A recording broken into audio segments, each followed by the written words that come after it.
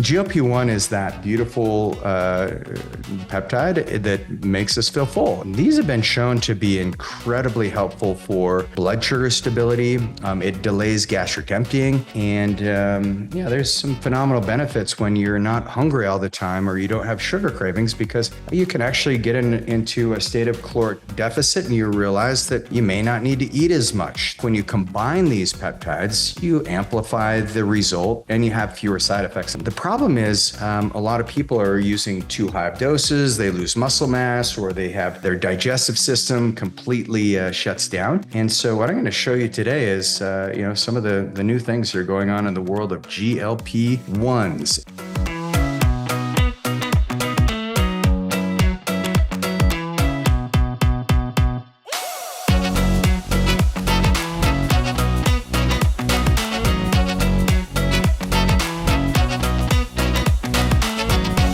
We're going to be talking about some of the most popular peptides on the planet. We're going to talk about where they are now, where they're going, and why they are important.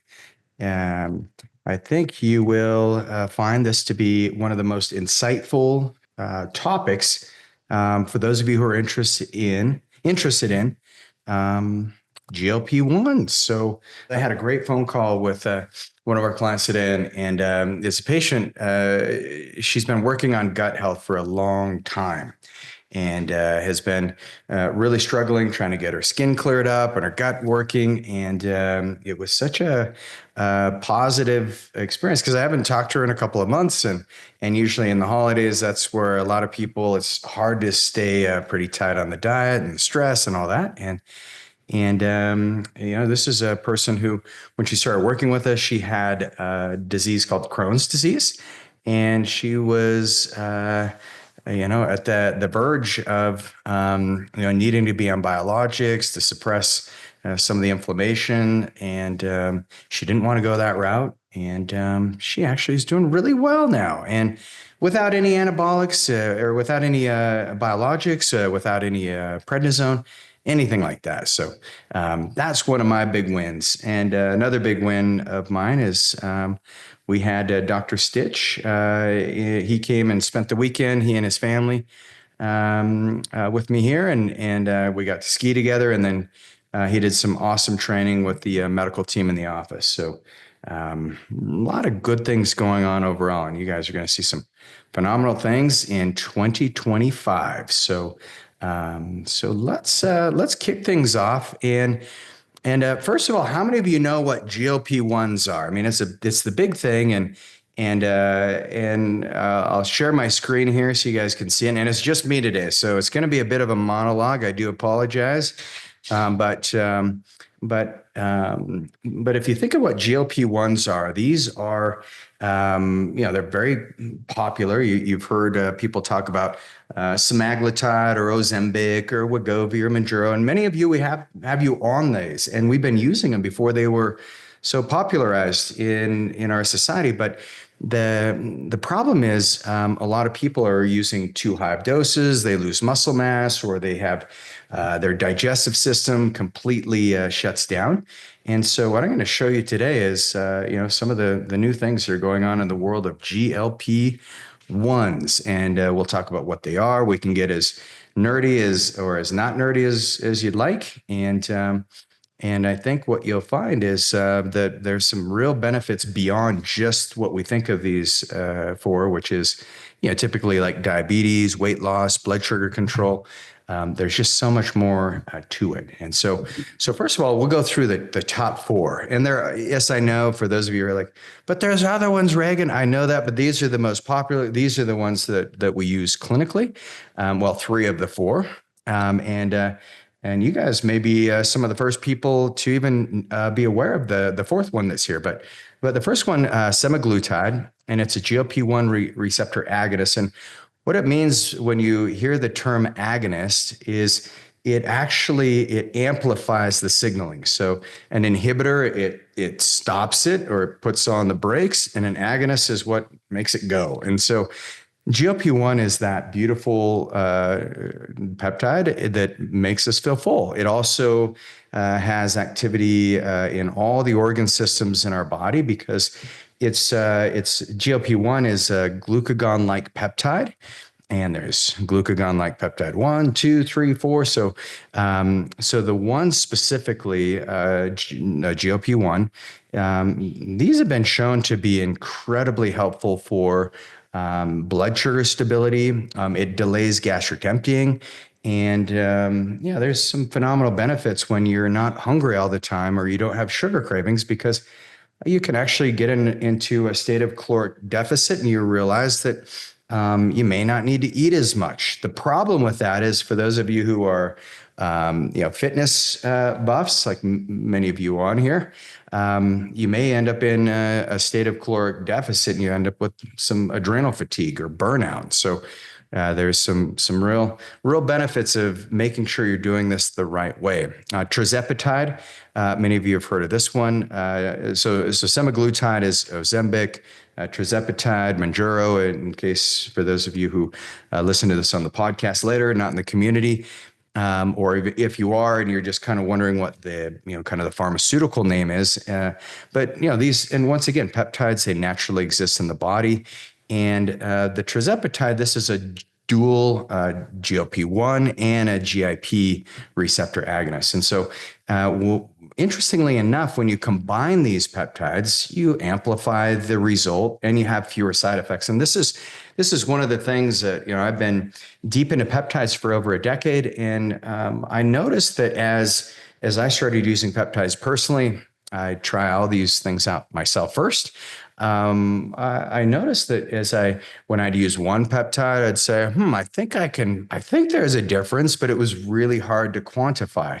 But then something interesting would happen when I would use two peptides together. I'd say, wow, not only do I notice more of an amplification of that one peptide, but I notice there's an even bigger implication when I add them together, and it's a multiplier. And then when I started second 3 or 4 or 5, or at certain time frames, I take a lot of peptides, so maybe 12 to 14, but don't tell anybody, because I love them, because I notice that if you can work on the right pathway at the right time, this is what I call the peptide. And I've loved about peptides is people get as healthy as possible in the least amount of time possible, in the shortest amount of time possible, without jeopardizing your future health. And so the peptide bypass is how we can get you where you want to go, with really amazing results, because we can be very selective in what we're targeting. So semaglutide, Trizepatide, I've gone through other podcasts in great detail on the studies, but if you look at these treatments compared to like bariatric surgery, for example, over the course of 68 weeks, which is kind of the biggest studies. One of the studies with the GLP-1s is the Pioneer study, and they found that not only did participants lose the same percentage of body fat or body mass as did the people who did bariatric surgery, but they also found that there was cardioprotective benefits. They found that there was a reversal of some of the kidney damage. They also noticed cognitively people had better mental capabilities. We've got really profound research that shows with addiction, smoking cessation is easier on GLP-1s. Even alcoholism is a big one, where a lot of research is going in on that world. And I think you'll see in the future that these GLP-1s are going to be used more and more. And that's, we've covered kind of semaglutide, Trizepatide. Retatrutide is the one that I like to microdose. And the thing about this is it's a triple agonist, and it works on the GLP-1, the GIP, and the glucagon receptor agonist. And so glucagon is, it stabilizes blood sugar. It's one of your fat burning hormones in the liver. And glucagon alone has some beneficial properties for liver function, and it may even be a bit of a performance enhancement, but it doesn't really move the needle when it comes to weight loss unless it's combined with a GIP and a GLP-1. And so it's fascinating when you stack these together. But the thing I've always utilized when it comes to the GLP-1s is we've always said, well, it's probably best to have some type of a growth hormone releasing peptide in your stack. Otherwise, you could lose muscle mass. And granted, a lot of people who get on the GLP-1s, they lose muscle mass and they lose weight, and it's just not ideal, but what we see in our office is we put people on either a DEXA scan or our StyQ, and many of you have used that. But we actually have a net gain in muscle mass and a massive loss in fat mass. And that's actually what we're looking to accomplish, because for those of you who have heard me talk about adipotide, that peptide that turns off the blood supply for your white fat cells, well, that visceral fat is what becomes pro-inflammatory, and those inflammatory markers can trigger all kinds of metabolic diseases. They can turn into cancer. It turns into heart disease, diabetes. And so the purpose of having really healthy muscle is it not only is it a glucose disposal system, so it helps stabilize blood sugar, but it's what protects your joints. And we want you all to have a muscled up future, because no one wants to be 90 in this community or 100 in this community and not be able to do the things that you love to do. So if we've always said, let's put growth hormone in a little bit of growth hormone peptide in with the GLP-1s, and we see muscle gain, but then we also add in like BPC 157, because you typically don't want to use BPC 157 without some type of growth hormone releasing peptide. And women, I know for some of you, we may use other types of growth hormone peptides, because in certain cases, we don't want to push that too hard. Men seem to do really well with them, generally speaking. But Retatrutide has just been amazing when we stacked it with that. And one of the new molecules that I learned about at the end of last year is called NA-931. So it's the first time I've mentioned it. Maybe some of you have heard of it, but NA-931, there's a company out of, I believe, Singapore, and they've got it through the FDA clinical trials. It's in 2B, and the thing that they're pinning it on is the fact that it's a way of using a GLP-1 without losing muscle. And so what they've done is, this is actually a quadruple agonist. And so it's the GLP-1, it's GIP, it's the glucagon, and it's also IGF-1. And so it's phenomenal. And this is what we're going to dive into a little deeper today. So IGF-1, as many of you have known, is a phenomenal peptide that is great for building muscle mass. It's your growth hormone workhorse, for lack of a better term. There's actually somewhere in the ranges of about 600 times more receptors in your body for IGF-1 than there is for insulin. And so it's this very phenomenal and dynamic molecule in your body. And it's something that you want to cycle on, cycle off. So it's not something you work on every day, because it does activate mTOR, and then you want to work on the AMPK pathway. And so on our longevity cycle, we'll get a little deeper into those nuances. But the biggest thing you want to think of the GLP-1s, they regulate appetite, they regulate energy, metabolic processes. And when I say peptide bypass, think about all of the barriers that we run into when it comes to having the body composition that we want to have. And the biggest thing I've seen over the last couple of decades is, a lot of people, they do really well when they have their own environment, and when they've got their structure, they've got their routine. If you think of a system, we want you to create systems in your health journey where you can have things very easy. And that's where one of the books that I recommend, and we've recommended for years, is Atomic Habits, because you're identifying with that future version of yourself. Who are you becoming in 2025, for example?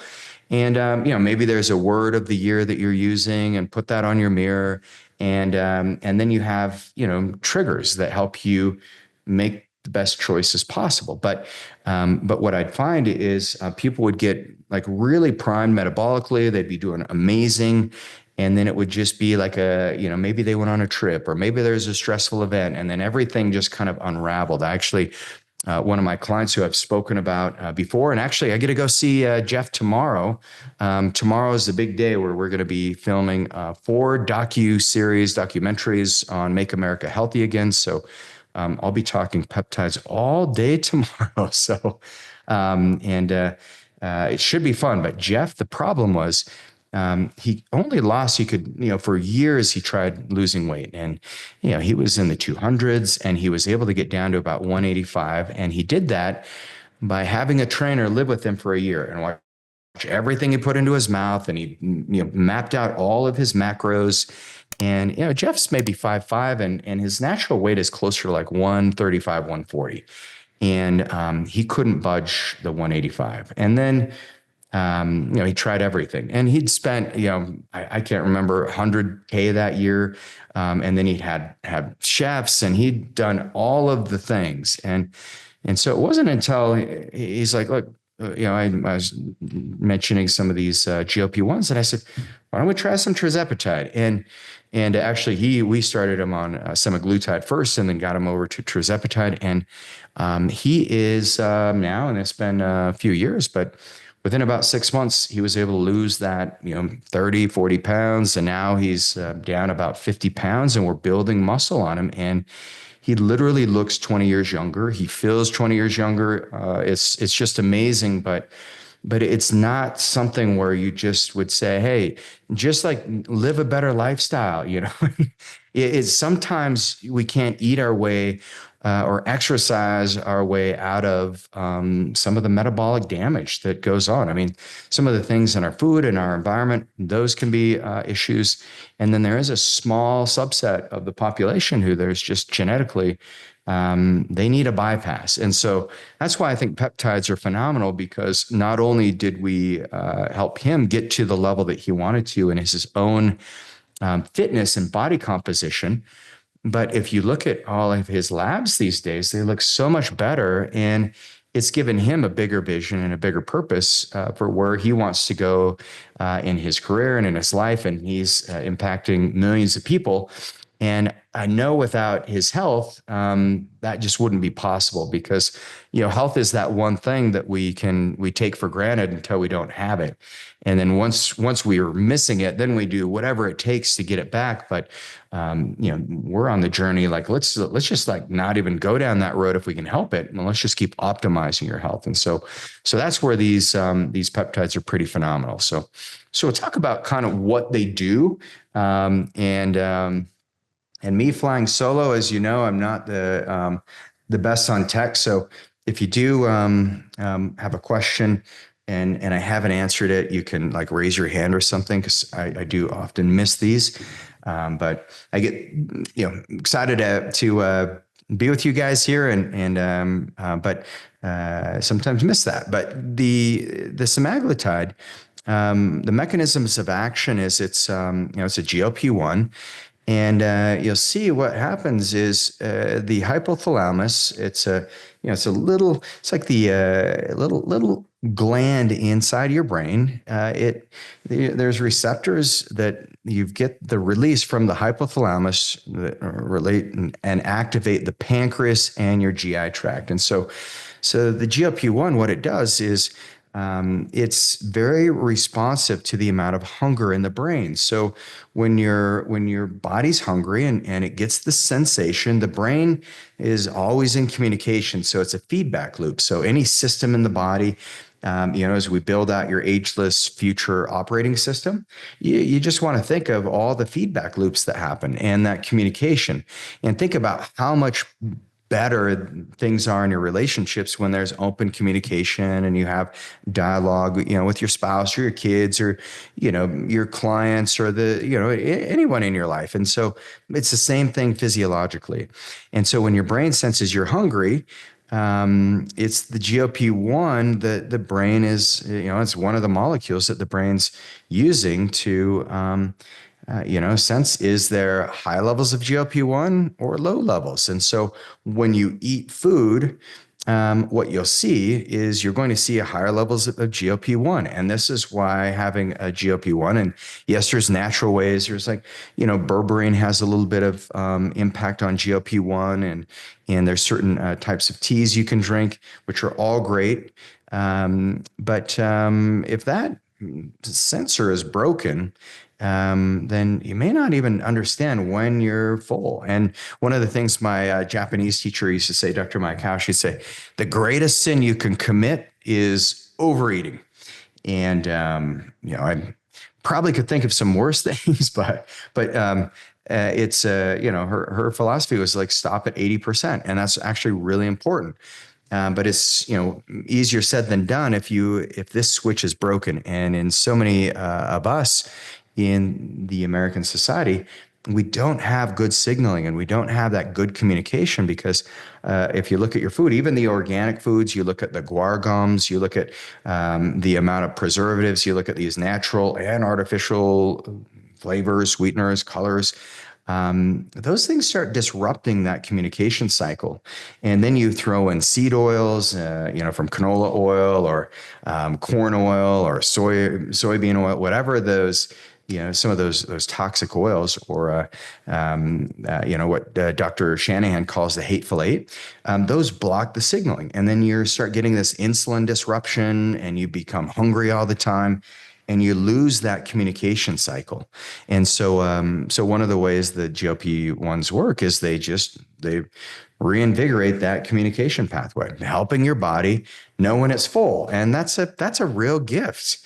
Trizepatide, same thing. We talked about the GLP-1 and how it works, but the GIP is kind of interesting because the GIP is this, it's an insulin incretin molecule. And so what it does is it's secreted by your duodenum and the jejunum. And so these are in your small intestine. And what it allows your body to do is to create more insulin sensitivity. It increases the beta cell proliferation, and so it helps get sugar into the cell. It also helps kind of slow down the gastric secretions. And one of the best things that we've seen in using some of these peptides is that people who have like frequent bowel movements throughout the day, more than a couple of times, and maybe they don't have like formed stools. This is a phenomenal breakthrough because it delays the gastric emptying, so that your body actually can absorb more of the nutrients, and then your energy level starts to improve. And just having the right nutrients and the right minerals and absorbing those can make a huge difference. One of the most powerful things I've seen is my clients with like ADHD. And when they start using some of the microdosing on these peptides, they notice that their brain feels better. They're like, holy cow, I can finish a sentence. I can focus on a project for more than 3 minutes before I get distracted by something. And last night I was on Jack Canfield's podcast. If you guys know Jack, he's awesome. He was just bragging about how great he's doing in his health journey, and he looks phenomenal. I'll be seeing him in a couple of weeks at the TLC event.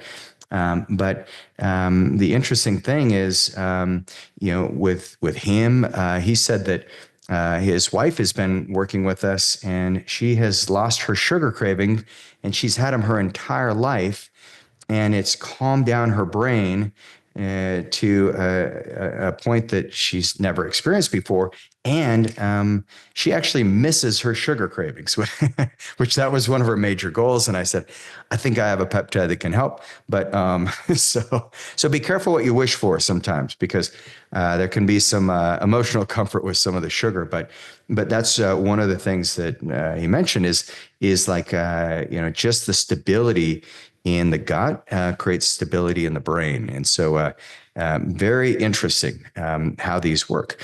Now, Retatrutide, this is a newer one. It was released about a year ago, and a little, I guess maybe a year and a half. But But retatrutide, what the researchers were looking at is they're like, well, we had really good, and this is Eli Lilly specifically.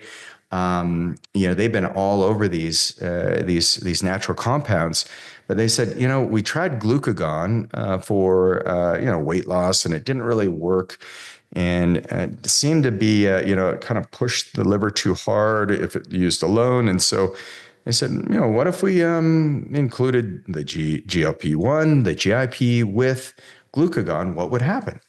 And sure enough, they actually found that it not only outperformed Trizepatide, and Trizepatide outperformed Semaglutide or Semaglutide, but Retatrutide actually had, a magnitude of about 3 or 4% more as far as fat loss goes and muscle retention. It actually helped with increasing energy expenditure. There was more lipolysis, and it actually was, people found that they just had a little better fitness levels. And so a lot of athletes are using the Retatrutide. And this is that triple agonist, phenomenal peptide, and you'll hear more and more about this. It's going to be big on the market, but I think what they're probably worried about is what we'll get into in a minute. But here's how the Retatrutide works as far as some of the weight loss, and in the studies they found that it created about a 24% total body mass in weight loss, and this was over the period of I believe in this study that I've referenced here, it was like a short period of time. It was like less than 6 months, so pretty phenomenal. But when you compare the different things that it does, it helps with insulin sensitivity. It burns energy more efficiently. You have more stability in blood sugar. Lipolysis. So when you can actually use your fat as an energy source, that's where you have, two modes of energy. You can get energy from glucose and sugars, or you can get it from fat. And why not use some of the little extra fat as an energy source when you need it? They found that it stabilizes appetite and glycogen, more satiety, and then helps stabilize that hunger and gastric emptying. So phenomenal peptide there. And then probably the big one, and this is kind of the big reveal of today's Health Accelerator Challenge, is what you'll see in the future. And I do have we got our little Santa's helpers in the pharmacies. The elves are, doing their very best to get this compounded, and it doesn't actually need to be, because you can just use Retatrutide with the IGF-1, and this one is where we're seeing, just in the human trials. Of course, in the rodent models, everything looks good. But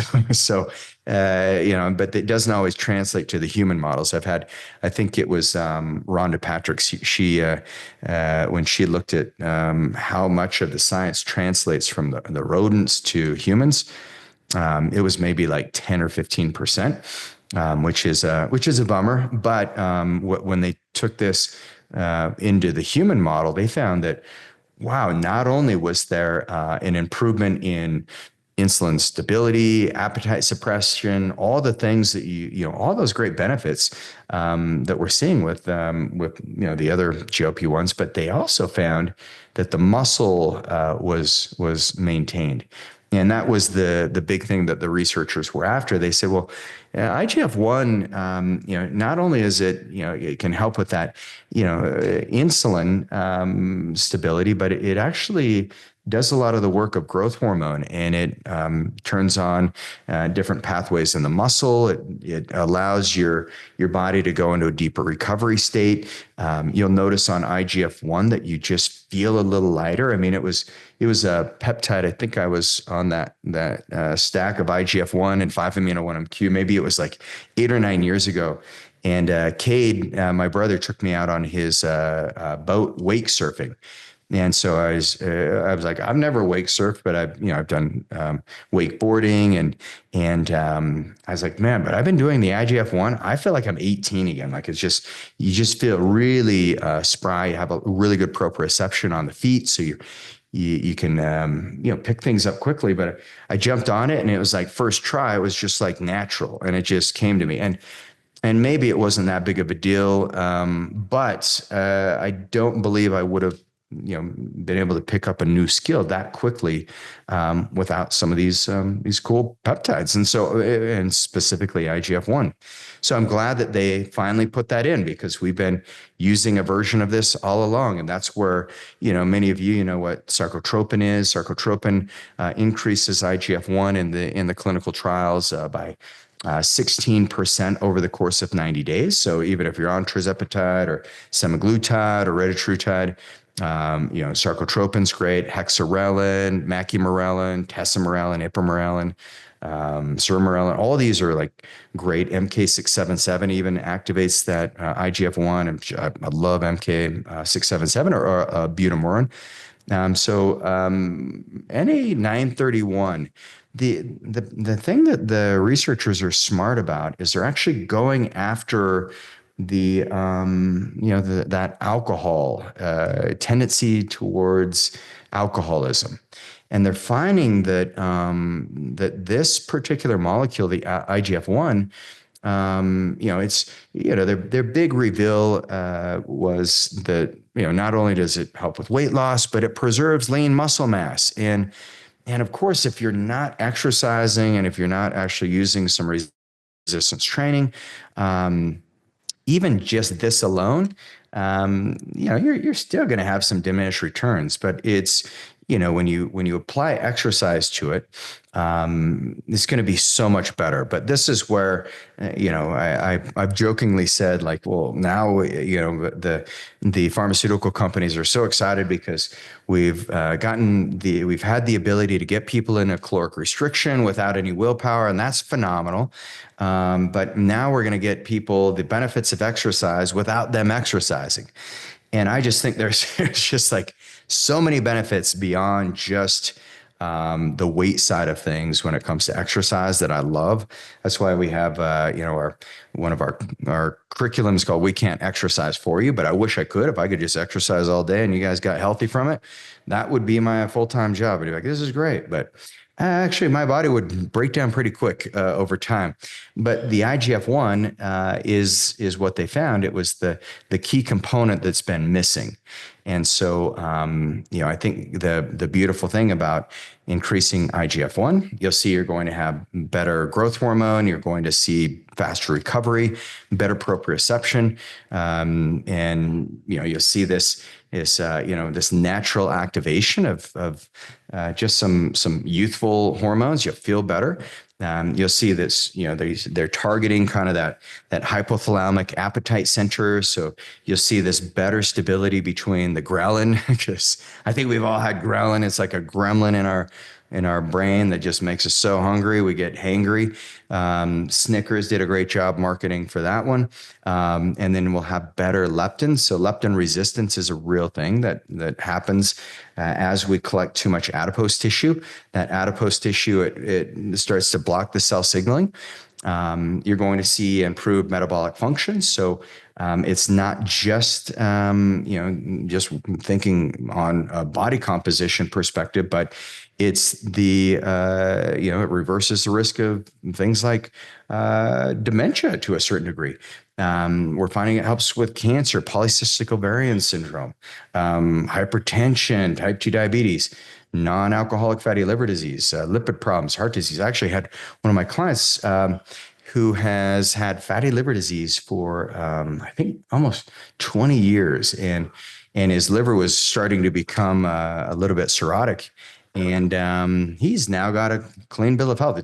6 months later, his liver is like clean. It looks amazing from some of these protocols that he's been utilizing. So very important. And then, when you think about it compared to some of these surgical interventions, it's just there's a lot. There's more options out there that are so much better. So, the thing I like about the NA-931 is you're going to see it targets these metabolic pathways. And then it also leads to having greater muscle mass so that you can cycle on and cycle off, and you can do smaller and smaller doses as you go. but you get fitter and fitter as you go. So I want to see each of you in the gym, and the dead hang. The record for dead hang is 3 minutes and about 30 seconds. My cousin, he holds the record, and that was pretty impressive. We've got the record for the wall sit is 10 and a half minutes.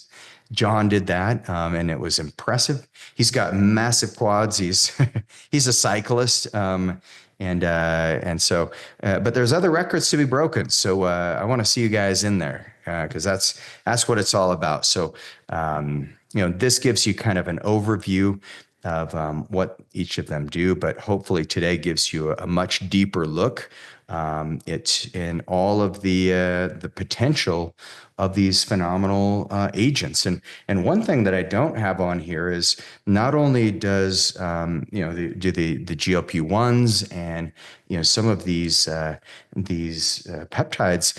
They work for weight loss, but the cardiovascular protection, renal protection. We've seen clients with like polycystic kidney disease. We've seen clients who have treatment-resistant hypertension that puts a huge burden on the kidneys. We've seen them improve.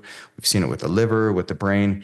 And actually, I had one of my clients, an anesthesiologist, brought in a paper from the New England Journal of Medicine. And they found that even GLP-1s seem to have benefit with clients with osteoarthritis. So they're finding that it reverses some of the osteoarthritis in the joints itself. So mechanism of action is probably beyond my understanding on that one, but just some phenomenal things. So as you hear people maybe skeptical of these some of these molecules. Rightfully so, because they're misused in so many cases. And if you follow the typical prescribed dose, it may be way too high for you. So great. And I'll answer some questions here, but Karen, good to have you. You're in Australia, and this will be on. Yes, these go onto YouTube. Absolutely, we'll put them on the podcast but you guys heard it live here, and so really good to have you on today, and appreciate all you do in the community here, and can't wait to see you guys very soon. All right, we'll see you next week, same time, and next week we're going to dive even deeper into the peptide bypass, and it's based on a series of questions that I've been asked recently on just kind of breaking down some of the constituents of peptides, how they're made, how to think about them. So love to see you next week, and you guys enjoy the rest of your evening.